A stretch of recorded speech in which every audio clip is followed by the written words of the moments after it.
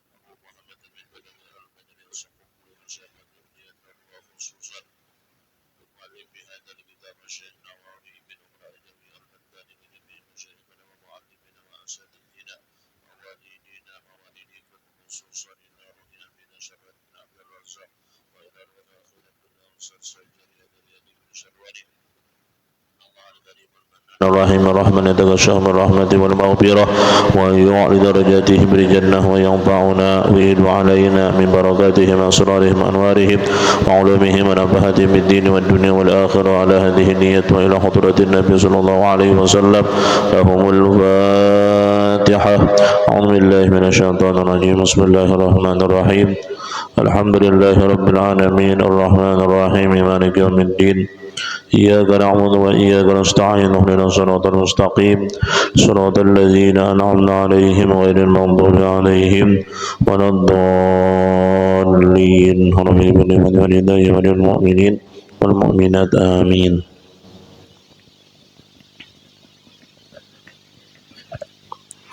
إن الله وملائكته يصلون على النبي يا أيها الذين آمنوا صلوا عليه وسلموا تسليما. اللهم صل وسلم وبارك عليه وعلى آله. اللهم صل على سيدنا محمد طب القلوب ودوائها وعافية الأبدان وشفائها ونور الأبصار وضيائها وعلى آله وصحبه وسلم يا سما. اللهم صل على سيدنا محمد طب القلوب ودوائها وعافية الأبدان وشفائها ونور الأبصار وضيائها وعلى آله وصحبه وسلم. أعوذ بالله من الشيطان الرجيم. بسم الله الرحمن الرحيم.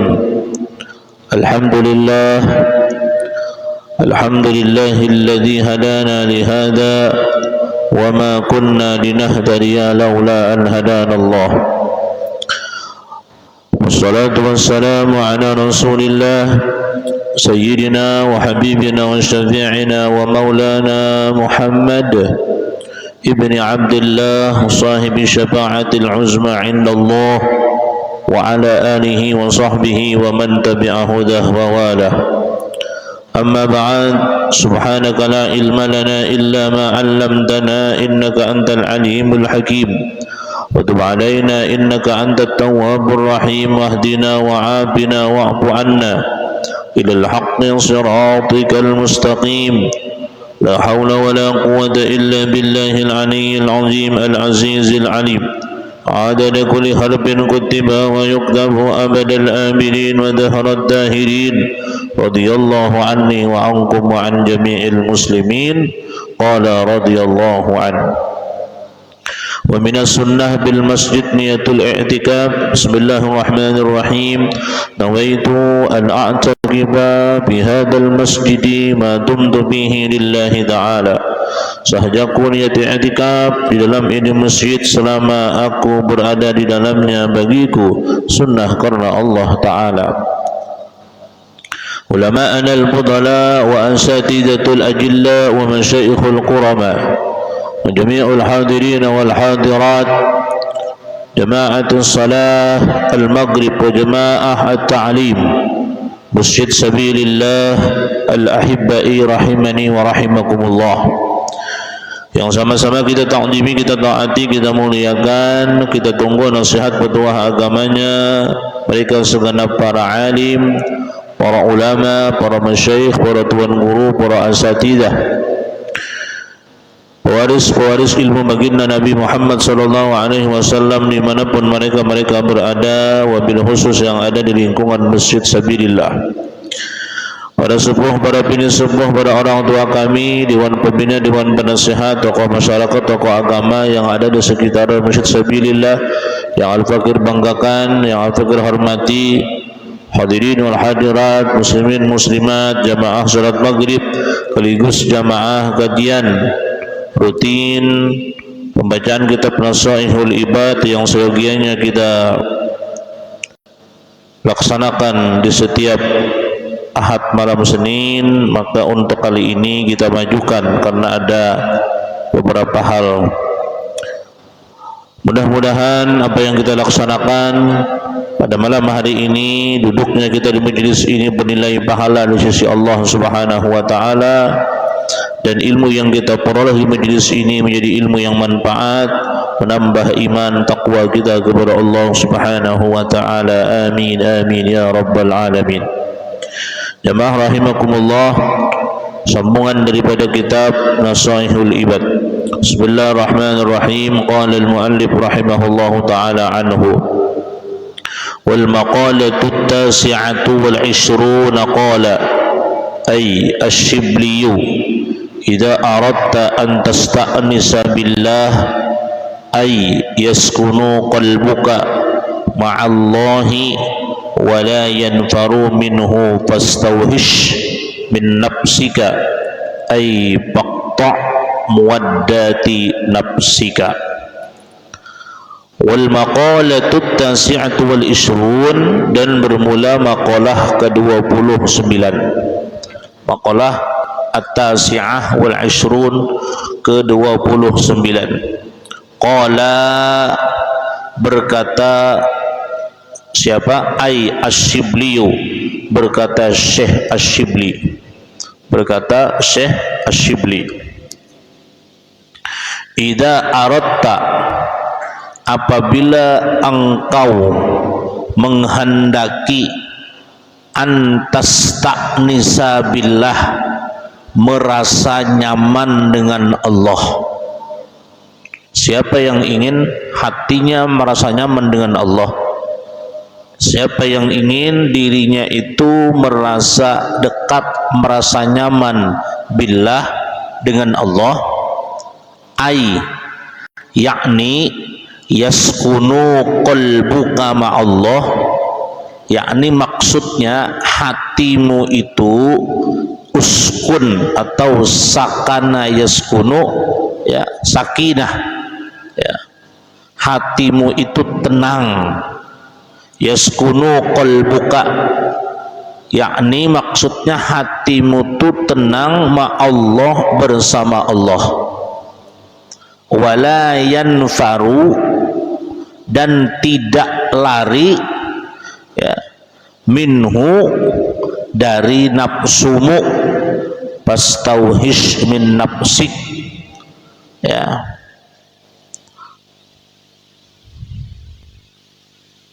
dan tidak lari darinya. Salah tadi. Wala yanfaru minhu, dan orang tersebut tidak lari darinya. Pastauhish min nafsik ay faqta muwaddati nafsik, maka lepaskanlah dirimu dari nafsumu, yakni maka putuskanlah segala kesukaan nafsumu. Ya. Jadi siapa yang ingin merasa mempunyai perasaan nyaman dengan Allah, nyaman beribadah, nyaman sembahyang, nyaman mengaji, nikmat sholat, nikmat bersedekah, pokoknya apa aja bentuk ibadah ketika dilakukan oleh orang tersebut merasa nyaman hatinya. Kan ada, mohon maaf Bapak Ibu, orang melakukan satu ibadah itu pina-pinanya itu kelihatannya terpaksa lah, terpaksa ya. Ini kata Syekh Asibi, apabila engkau ingin merasa nyaman dengan Allah, maksudnya apa nyaman dengan Allah? Yakni hatimu tenang bersama Allah dan tidak lari darinya ya. Seperti suatu kondisi seseorang itu nyaman dengan seseorang, yalah, rasa-rasanya nyaman aku berkawan dengan si Fulan itu. Jadi kemana aja Fulan itu berjalan diikutinya. Kata si Fulan, Wal, ayo ke sini, datang. Kenapa? Karena nyaman dengan orang itu. Ya kah? Maka kata Imam Asyibli, siapa orang yang ingin merasa nyaman dengan Allah serta tidak lari darinya, hatimu tenang bersama Allah itu dan tidak lari darinya, maka caranya apa? Pastauhish min nafsik ay faqta muwaddati nafsik, maka putuskanlah segala kesukaan nafsumu. Apa yang disukai nafsu?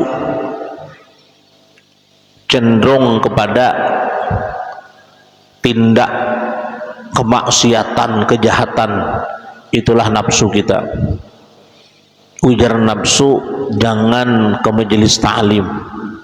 Kata nafsu, jangan bangun tengah malam ngantuk, lebih baik tidur. Itu nafsu tuh. Ngapain ke majelis ta'lim, itu aja yang dikisahkan, itu aja yang diceritakan, ya kah?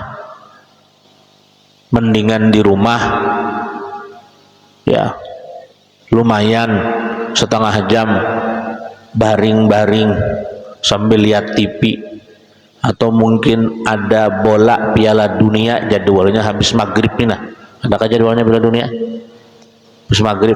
Gak adalah, tengah malam gak Bal? Malam ini siapa main Bal? Gak ada kah? Jadwalnya siapa malam ini? Piala Dunia. Ya, berarti ini tidak ada hobi Piala Dunia nih jamaah di semua di sini nih. Tidak apa-apa, bagus saja. Ya, ya. Ngapain ke masjid? Ngapain mendengar majelis taklim? Yang penting sembahyang aja sudah. Nah, ada juga tuh orang beranggapan demikian. Ya, padahal kewajiban yang lain juga ada. Yang ini diantaranya apa? Ya inilah, mengaji ilmu, menuntut ilmu agama, bekal kita untuk melaksanakan satu ibadah.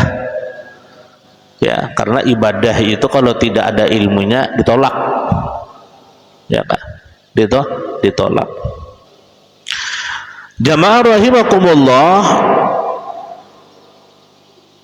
merasa nyaman dengan Allah atau merasa tenang bersama Allah adalah kondisi batin di mana seseorang merasa kedamaian, ketentraman, dan keamanan hati yang mendalam karena meyakini kehadiran, pertolongan, dan kasih sayang Allah dalam setiap situasi kehidupan.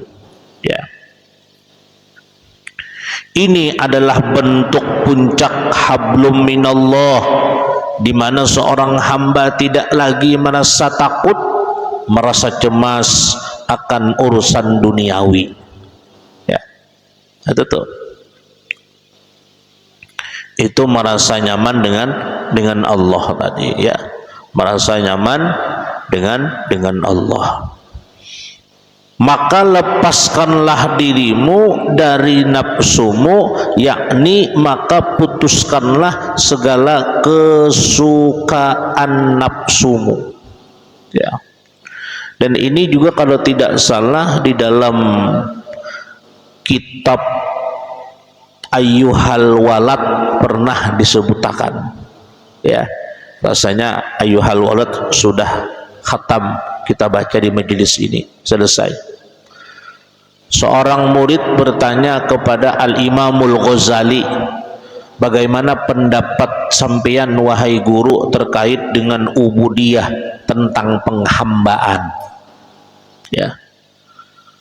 Saya bertanya kepada sampean wahai guru, wahai syekh, wahai mursyid, wahai ustadz, wahai kiai, bagaimana pendapatmu tentang al-ubudiyah? Summa annaka sa'altani anil ubudiyah, kemudian engkau bertanya kepadaku, kata Al-Imamul Ghazali dalam kitab Ayyuhal Walad, anil ubudiyah, tentang penghambaan, tentang apa itu menghamba, apa itu seorang hamba. Maka Al-Imamul Ghazali menjawab pertanyaan muridnya tersebut. Kata beliau, ada beberapa hal, di antaranya adalah meninggalkan kesenangan nafsumu menuju ridhonya Allah Subhanahu wa ta'ala. Jadi Pak Jai, dilawan nafsu kita nih, ya, bukan malah apa namanya istilahnya itu dimanjakan, ya, dituruti, tidak, tapi malah nafsu itu mestinya kita lawan. Ujar nafsu, jangan sholat, jangan ke masjid, di rumah aja, ya, tidur aja, berbaring-baring aja, ya, lawan. Oh tidak, ada perintah wajib untuk seorang hamba manusia untuk melaksanakan perintah Allah, sholat 5 waktu, lawani, dikerasi. Tuh.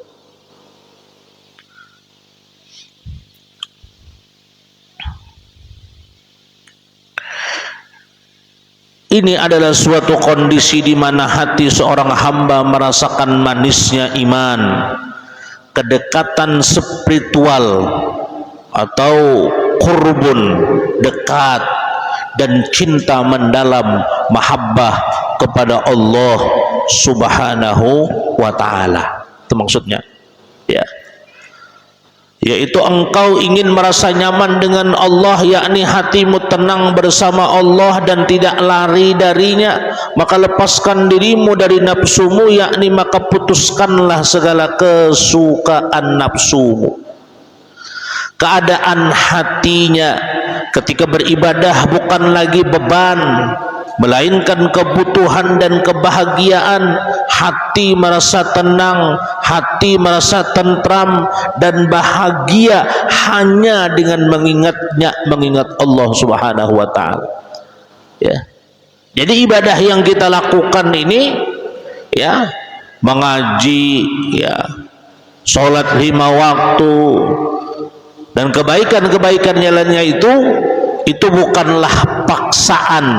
Akan tetapi ketika kita melakukan hal itu, kita tidak lagi merasa terbebani, ringan kita melakukan kebaikan itu. Bahkan sebaliknya, itu adalah merupakan kebutuhan kita. Di situ ada kebahagiaan kita, hati kita merasa tenang, tentram, bahagia setelah kita melakukan ibadah itu. Nah, ini dicari nih Pak ilmunya nih yang demikian ini. Karena sekali lagi, berapa banyak orang yang melakukan satu tindakan ibadah, satu amal ibadah itu, ada aja yang merasa terpaksa. Habis itu bergusar, habis itu mengomel, habis itu tidak ikhlas. Ada itu. Jadi tadi kuncinya apa? Lepaskanlah dirimu dari nafsumu. Maksudnya nafsu yang tidak baik. Kenapa? Ya. Bagaimana caranya? Maka putuskanlah segala kesukaan nafsumu. Su'ila as-Sibliyu ba'da mautih an halihi fil manam.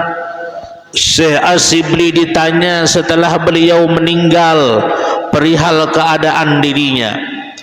Su'ila as-Sibliyu ba'da mautih an halih fil manam. Syekh As-Sibli ditanya setelah beliau meninggal perihal keadaan dirinya. Faqala qala Allahu li ya Aba Bakrin atadri bima ghafartu lak. Maka di dalam tidur seseorang lalu beliau berkata, Syekh As-Sibli di jamaah rahimakumullah ditanya setelah beliau meninggal perihal perihal keadaan dirinya di dalam tidur seseorang. Lalu beliau berkata, ya Aba Bakrin atadri bima ghafartu lak. Allah telah berfirman kepadaku, wahai Abu Bakar, tahukah engkau mengapa aku mengampunimu? Ya. Jadi begini Pak, Imam As-Sibli ini ya dikatakan di dalam kitab ini su'ila asy-Syibliyu ba'da mautih an halihi fil manam. Syekh As-Sibli ditanya setelah beliau meninggal perihal keadaan dirinya di dalam tidur seseorang. Jadi mohon maaf, beliau ya ditanya oleh seseorang di dalam mimpi, bagaimana keadaan sampean wahai Imam As-Sibli setelah sampean meninggal. Tapi pertanyaan ini muncul di dalam mimpi seseorang. Orang bermimpi Pak, ya.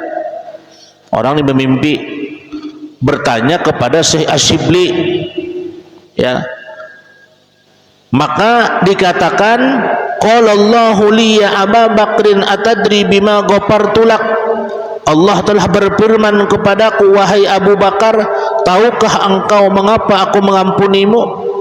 Kata Imam As-Sibli di dalam mimpi itu menjelaskan kepada orang ini orang bertanya, wahai Imam As-Sibli, bagaimana keadaan sampean setelah sampean meninggal dunia?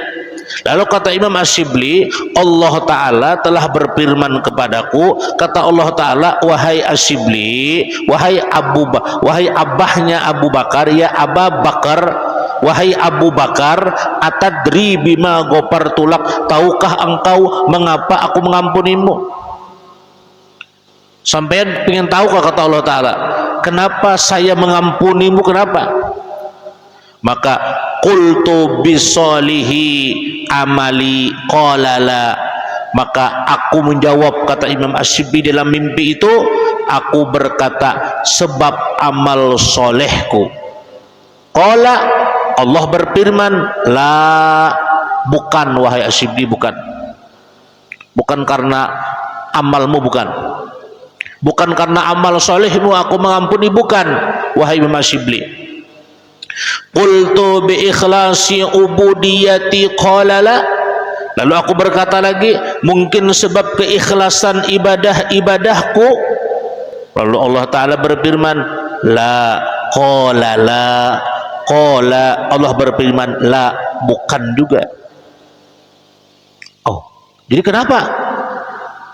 Bukan karena amal soleh yang dilakukan Imam As-Sibli diampuni oleh Allah Ta'ala dosanya, bukan pula karena keikhlasan yang dilakukan Imam As-Sibli dalam beribadah.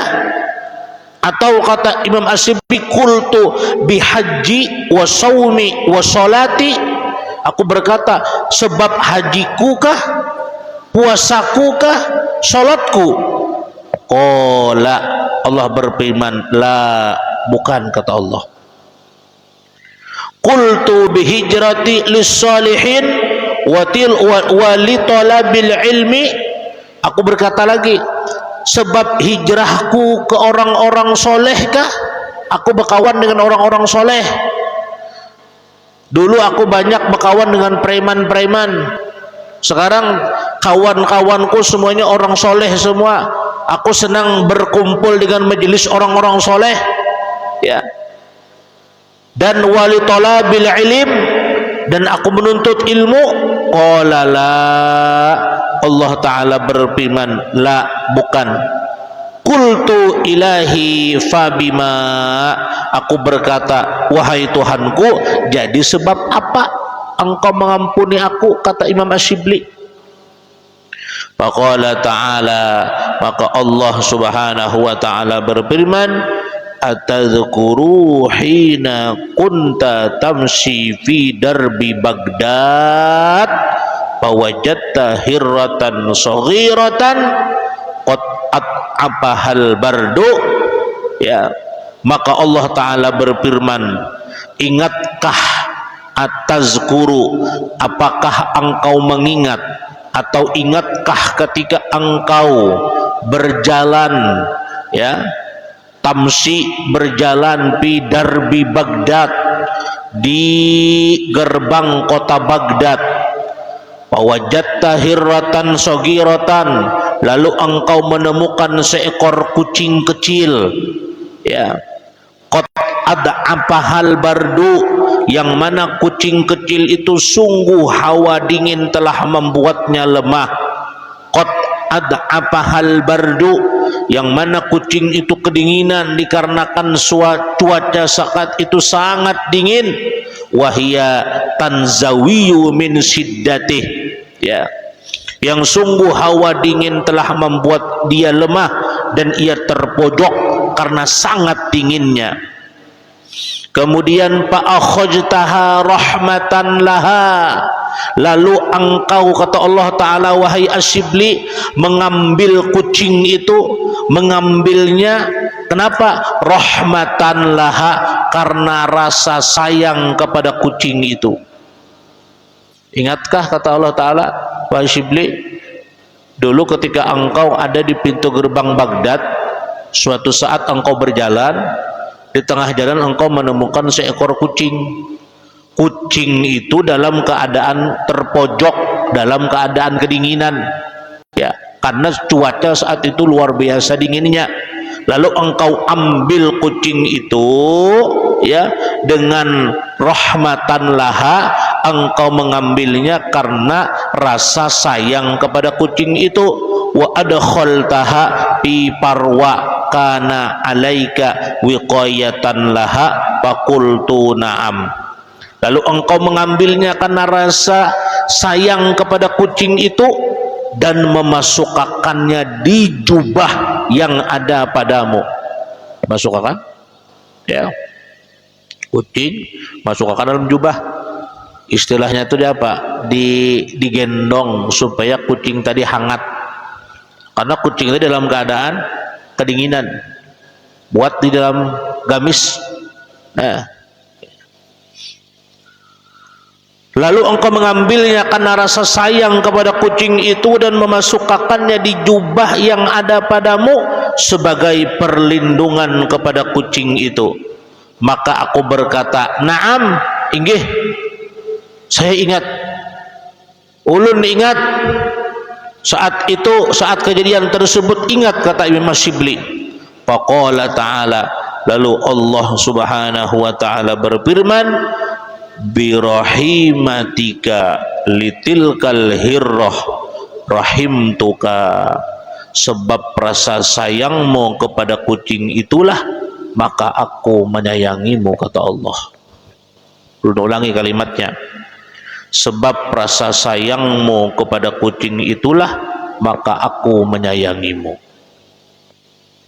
Ya, berapa banyak, mohon maaf, orang yang baik hubungannya dengan Allah Ta'ala tetapi dengan sesama itu tidak baik, ya kan? Dia menganggap hubungan dengan manusia itu, ya, tidak begitu penting, balai sepenting hubungan dengan Allah Ta'ala. Padahal implementasi dari amal ibadah, ketaatannya kepada Allah itu juga mestinya diamalkannya, diterapkannya, ya, di dalam kehidupan bertetangga, dalam kehidupan bermasyarakat, dalam kehidupan kita sesama manusia. Ya. Jadi, aku mengampuni engkau wahai Asyibli bukan karena amalan-amalan engkau di atas tadi, tetapi aku mengampuni engkau adalah karena sebab rasa sayangmu kepada kucing itulah maka aku menyayangimu. Ya, ini bukan kucing aja lah, nanti di rumah penerapannya jangan kucing aja yang disayangi, mentang-mentang kisahnya kucing aja, lalu makhluk yang lain ya jangan. Ini kebetulan kisahnya ini kucing di sini.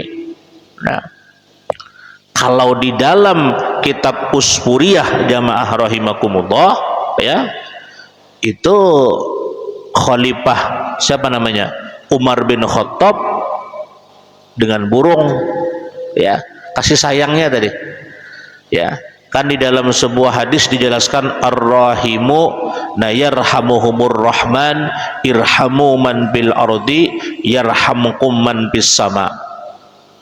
Nabi bersabda, orang penyayang disayangi Allah yang maha penyayang, maka sayangilah yang ada di bumi, niscaya kalian disayangi yang ada di langit. Ya. Dan kita ini jamaah rahimakumullah semuanya berasal daripada negara yang disebut rahim di dalam kitab di sini, rahim. Cinta dan kasih sayang itu bersifat universal.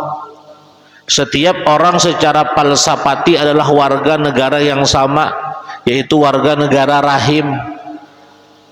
Saya berasal dari negara rahim, Pian dari negara rahim. Di antara kita tidak ada yang tidak pernah tinggal di negara rahim, iya kah? Berapa bulan? Nah, sama kita nih, ya. 9 bulan kurang lebih kita semua pernah tinggal di rahim ibu kita. Itu maksudnya di negara rahim. Dalam rahim itulah proses pembentukan manusia terjadi melalui tahapan yang sangat mengagumkan. Makna akar kata rahim itu tidak lain adalah kasih sayang. Maka sudah selayaknya sesama warga negara rahim kita harus menyemai dan menebar kasih sayang sama-sama ini. Makanya tadi siapa tadi? Ya, Imam Asyibli tadi, ya kan? Melihat kucing kedinginan, terpojok, kalau tidak diselamatkan bisa-bisa mati. Ternyata dengan amaliyah yang mungkin kita anggap kecil itu, ternyata di situ Allah Ta'ala ya memberikan ganjaran pahala. Karena itulah aku mengampunimu, karena itulah aku mengasihimu, kata Allah Subhanahu wa Ta'ala.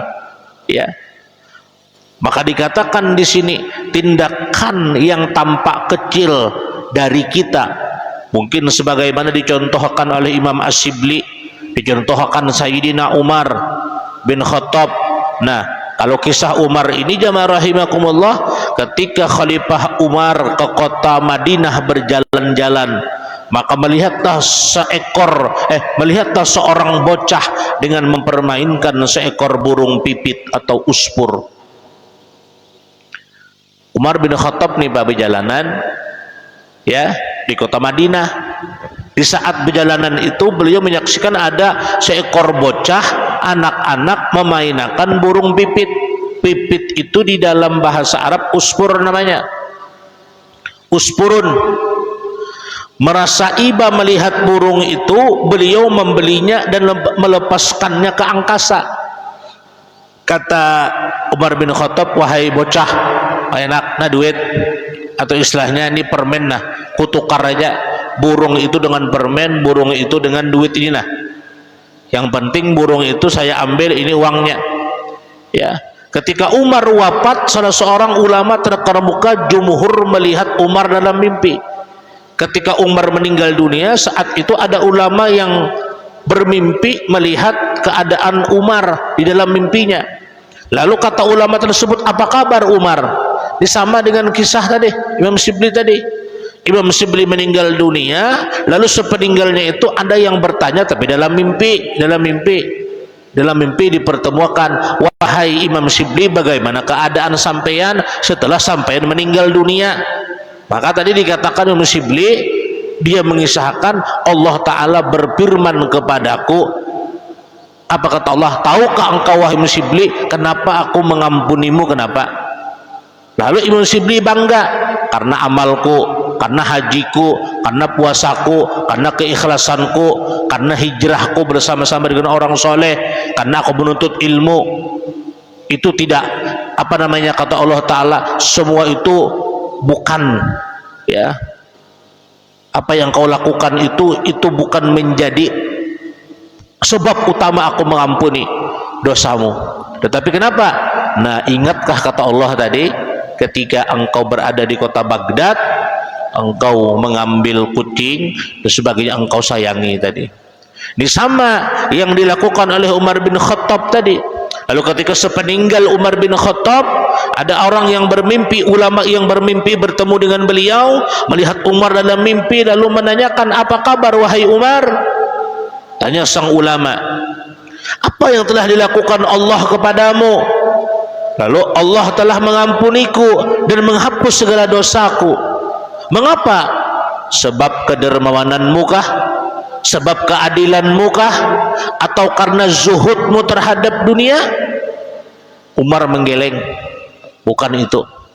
Kemudian berkata, ketika kalian menguburkan aku dan menutupi aku dengan tanah dan meninggalkanku sendiri, dua malaikat datang yang membuatku takut. Bulu kudukku berdiri, sendi-sendi tulangku gemetaran. Dua malaikat itu menundukkan aku untuk ditanya, tapi tiba-tiba terdengar suara tanpa sosok yang menghardik keduanya, tinggalkan hambaku ini, jangan kalian takut-takuti dia, aku menyayanginya dan dosa-dosanya telah kuampuni karena dia telah menyayangi seekor burung pipit di dunia. Wah. Jadi jangan pernah meremehkan satu kebaikan di dunia ini, Pak. Nah, itu biasa aja, itu simple aja. Kita tidak tahu kebaikan mana yang nantinya menjadi sebab penyelamat kita. Intinya jangan meremehkan orang, itu di antaranya juga tuh, ya. Nah, itu jamaah rahimakumullah, ya. Tindakan yang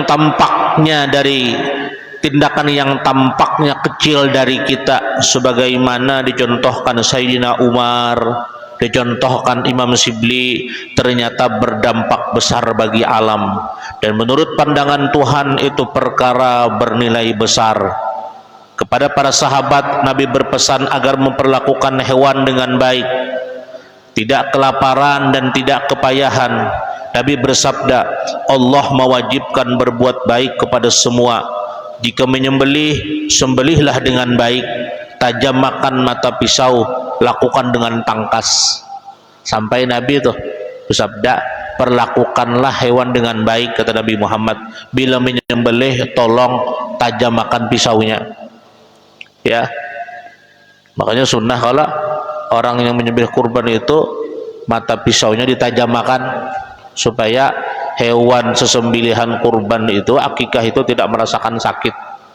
Sampai di situ Nabi melajari. Ada juga dikisahkan seorang pelacur Bani Israel melihat seorang anjing berlari-lari menggilingi sebuah perigi di bawah cuaca terik. Lidahnya terjulur kehausan.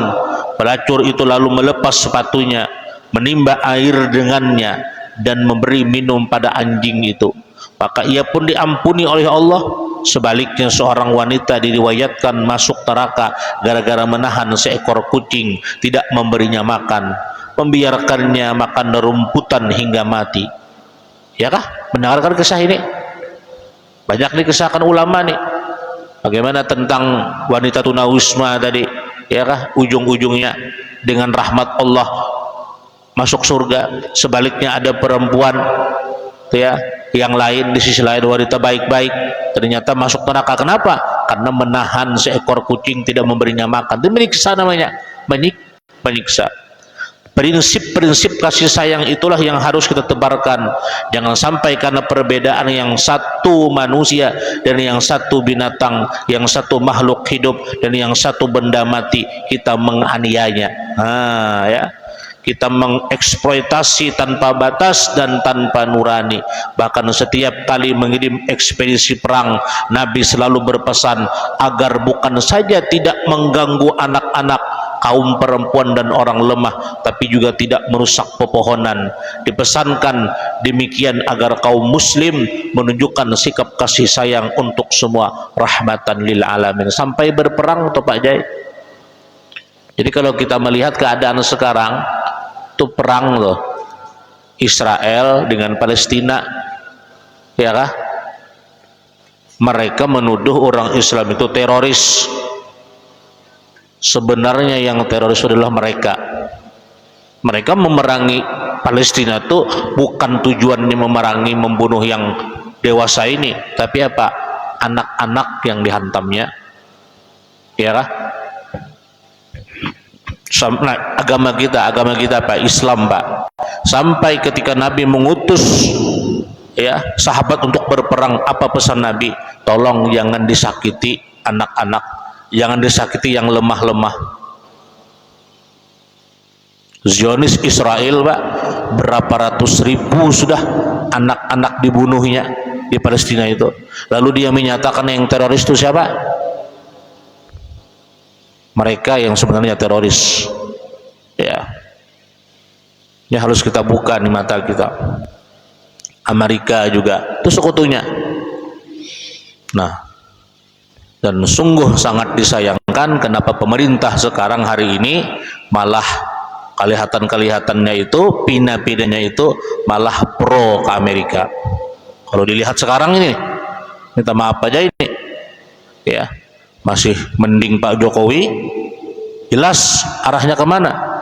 Prabowo ini kelihatannya tidak membela betul dengan Amerika ini, ya. Nah ini sudah Kak Isa, berapa menit lagi? 6 menit ya.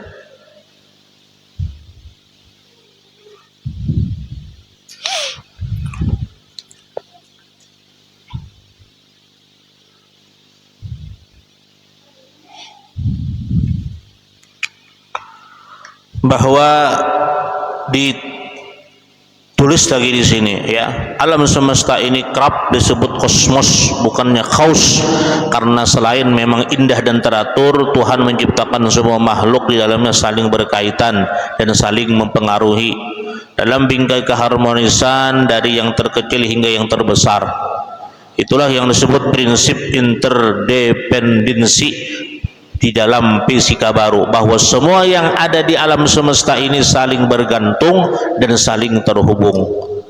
Ya, ulun, sampeyan-sampeyan, tumbuhan, bebatuan dan hewan-hewan di sekitar kita dengan cara tertentu saling terhubung satu sama lain. Ya kan? Ulun dengan Pak Amar, apa ketergantungannya? Kebetulan bini ulun sukanya apa namanya, singkong rebus nasidin. Biasa, itu ketergantungan ya. Kebetulan Sidin punya kebunnya ya, singkongnya bisa membikinkan sambalnya nyaman, kadang dibikinkan Sidin. Kalau membeli bikin itu tidak enak, bikin sendiri di rumah tidak enak, sudah pernah. Makanya ada ketergantungan dengan Pak Amar ini ya. Ulun mau makan nasi pecel yang paling nyaman di Rinding, ya harus ke sini ya kan, karena ketergantungan di situ sudah ya. Tutup warung Pak D, coba-coba makan cari nasi pecel di Tanjung, tidak ada yang cocok ya, berarti ketergantungannya di sini. Nah itulah manusia itu saling ketergantungan dengan yang lainnya, saling bergantung dan saling terhubung ya. Ulun ya, pian, ulun, tumbuhan, bebatuan dan hewan-hewan di sekitar kita dengan cara tertentu saling terhubung satu sama lain. Bagian terbesar dari setiap material yang terkecil umumnya dikenal dengan, nah makanya oleh karenanya jamaah rahimakumullah, jangan pernah bikin satu perkara dengan sesama, pasti nanti ada ketemu nanti. Jangan pernah juga membanding-bandingkan satu ulama dengan ulama yang lain, satu guru dengan guru yang lain. Nanti ada pian tuh ketemunya nanti oke lah, dalam kaliber mungkin guru ini di bawah, tapi ada suatu keadaan nanti guru yang di bawah tadi kita perlu dengannya. Ada apa aja ya? Ada nanti, ada tuh. Oh iyalah, karena meskipun nih ini ustadz biasa, tapi ternyata kemahirannya, kepiawaiannya di lingkup ini, di segi ini. Nah sedangkan aku butuh guru ini, ada nanti di hadapan dengan itu ya. Nah lalu ketika guru yang pian anggap hebat tadi itu, tapi mohon maaf, hajat pian tidak ada di hajat sidin, tidak bisa pian panggil. Karena guru ini mungkin ya hajatnya, kepiawaiannya tidak sesuai dengan yang saya inginkan. Akhirnya apa? Pian membutuhkan kepada guru yang dianggap pian di bawah tadi. Pasti nanti ada yang demikian ya. Jadi saling berkaitan tadi ya. Nah pada intinya jamaah rahimakumullah, ini ada kaitannya juga dengan pengajian kita yang telah lewat terkait dengan rahmat, ya kah? Bahwasanya seseorang itu masuk surga itu bukan karena amalan, bukan karena bukan karena ibadah-ibadah yang lainnya, tapi karena kasih sayang rahmatnya Allah Subhanahu wa ta'ala ya. Nah ini yang juga dirasakan oleh siapa? Oleh Imam Ash-Shibli. Beliau diampuni dosa beliau, disayangi oleh Allah Ta'ala bukan karena amalan yang begitu banyak beliau lakukan, tetapi karena satu, ada kebaikan yang sifatnya adalah berhubungan dengan sesama, yakni menyayangi makhluk. Oleh karena itulah beliau mendapatkan ampunan dari Allah Subhanahu wa ta'ala. Maka pada intinya jamaah rahimakumullah, ibadah kita secara langsung dengan Allah kita tunaikan, kemudian ibadah nilai ibadah yang sudah kita lakukan dengan Allah itu kita terapkan dalam kehidupan bermasyarakat, ya kah? Jangan meremehkan orang, berhubungan baik dengan orang, ya kah? Menghargai orang lain. Nah itu adalah ajaran daripada ibadah kita dengan Allah Subhanahu wa ta'ala. Kiranya ini yang bisa ulun sampaikan pada kajian ini, semoga ada manfaatnya bagi kita semua, wabil khusus bagi al-fakir. Hadanallah wa iyyakum ajmain. Al-Fatihah. Bismillahirrahmanirrahim. Alhamdulillahirabbil alamin arrahmanir rahim maliki yaumiddin. Iyyaka na'budu wa iyyaka nasta'in. Ihdinas siratal mustaqim siratal ladzina an'amta 'alaihim ghairil maghdubi 'alaihim waladdallin. Rabbighfir li wa liwalidayya. Amin. Amin ya Allah. Bismillahirrahmanirrahim. Alhamdulillahirabbil alamin. Shalatu wassalamu ala asyrafil anbiya'i wal mursalin wa ala alihi wa sahbihi ila yaumiddin. Subhanakallahumma wa bihamdika asyhadu an la ilaha illa anta astaghfiruka wa atubu ilaina. Allahumma fahman nabiyyin wa hibdal mursalin wa ilhaman malaikatil muqarrabin bi rahmatika ya arhamar rahimin. Wa sallallahu alaihi Muhammad wa ala alihi wa sahbihi ajma'in. Walhamdulillahi rabbil alamin. Taqabbalallahu minkum minna wa minkum taqabbal ya karim. Alhamdulillah.